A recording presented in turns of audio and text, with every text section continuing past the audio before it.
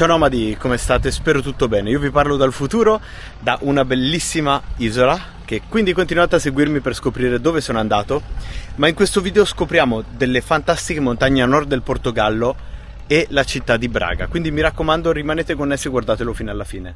Ah, e a proposito, se non siete iscritti iscrivetevi al canale e lasciate un like. A voi non cambia niente, ma per me è davvero importante. Ci vediamo in strada nomadi. Buongiorno, sono le 9 del mattino, ho un mal di schiena che la metà basta e sto andando a fare un trekking. Ci troviamo nella città di Ermida, più precisamente parcheggiati al Miraduro d'Ermida, ossia al punto panoramico. Perché, tra l'altro, oggi siamo in allerta clima con temperature fino a 38 gradi. Io mi chiedo perché faccio queste cose, però vabbè.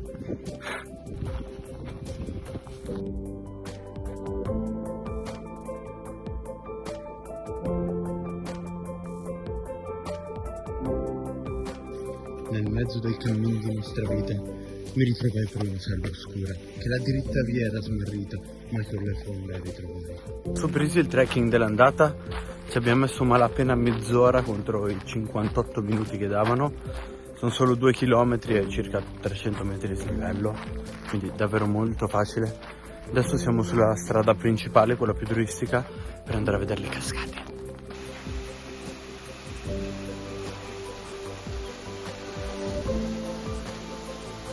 Bella è la cascatella, però un pelino deludente, me l'aspettavo un po' più grossa. Siccome non siamo soddisfatti nella prima parte, continuiamo il nostro cammino con la parte più lunga. Questa qua dovrebbe essere circa 23 km, quindi non poco. Non so, ci metteremo un po' di ore.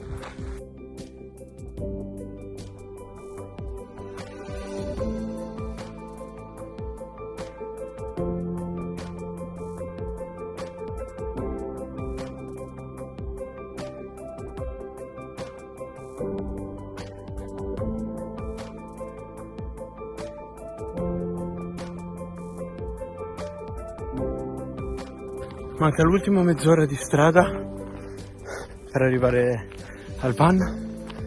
Ci sono 42 gradi, l'aria è secchissima, faccio fatica a sudare, la mia bocca è altrettanto secca e non ho acqua. Ve lo giuro che camminare con questa temperatura qui a queste montagne è difficilissimo.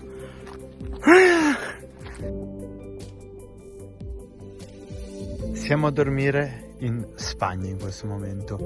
Questa che vediamo è la Galicia, la regione più a nord del Portogallo, ed è la prima regione della Spagna che incontriamo.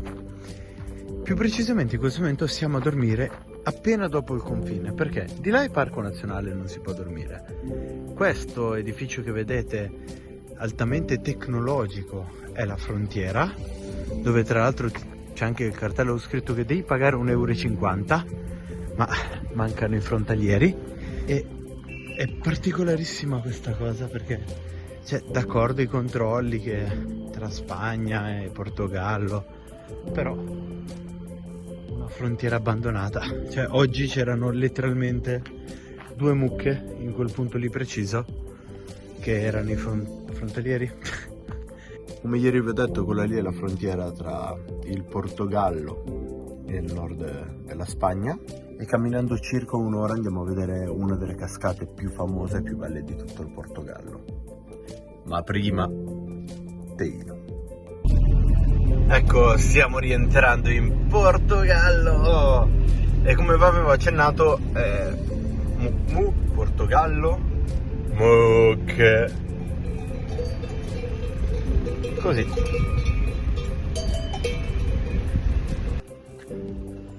Questo è il parcheggio in Portogallo.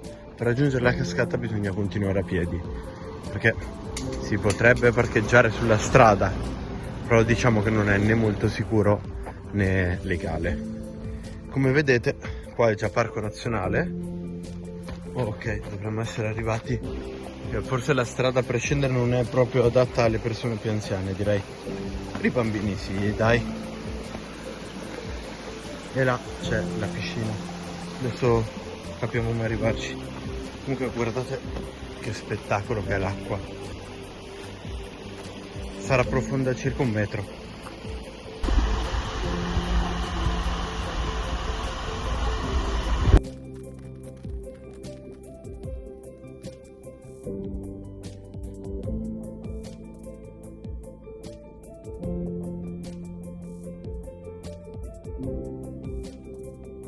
Beh, che dire, cascate bellissime.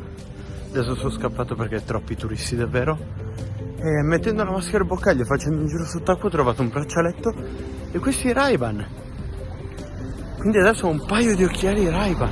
Non so se siano da uomo o da donna, ma mi piacciono, quindi va bene così. Ok, ci hanno appena fermato due ragazze che hanno imposto a me, come tutti gli altri, di pagare una tassa di 1,50 € per l'entrata al parco. Noi ieri non l'abbiamo pagata, siamo nel parco da 5 giorni ormai, però vabbè, siamo stati fortunati. Adesso l'ho dovuta pagare, pazienza, va bene così. Comunque sappiatelo, costa 1,50 €, perché a quanto pare se vi fermano senza il ticket rischiate la sanzione. Completamente cambio temperature, oggi 21 gradi. Questo cambio di temperatura è dato dal fatto che ci siamo spostati. Andiamo a vedere Braga. Cosa c'è da vedere a Braga? 200.000 abitanti, nota per la religione, era chiamata, pensate, la Roma portoghese. Nel 2012 è stata la capitale europea dei giovani. Insediamento romano dal I secolo, era il principale centro della Galizia, con il nome Brucara Augusta. Nel V secolo è diventata la capitale della Galizia e la prima sede vescovile della penisola iberica. In seguito, dopo l'indipendenza portoghese dagli spagnoli, fu governata dagli arcivescovi fino al XVIII secolo. Pensate che conta ben 13 luoghi di culto.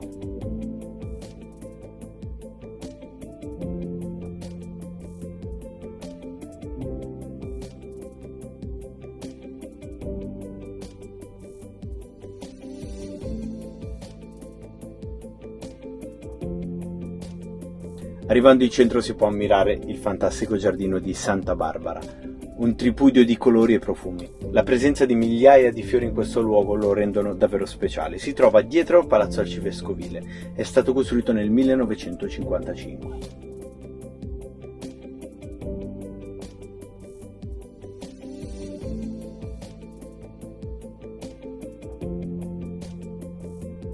Dopo esserci goduti questo incantevole posto, guardate che bello, però è pieno di chiese, per 2 giorni ci rispostiamo verso Porto perché ci sono degli amici e andiamo a trovarli. E grazie Nomadi per aver visto il video fino alla fine, noi come sempre ci vediamo settimana prossima. Mi raccomando, pollice alzato e zaino in spalla. See you on the road, Nomads!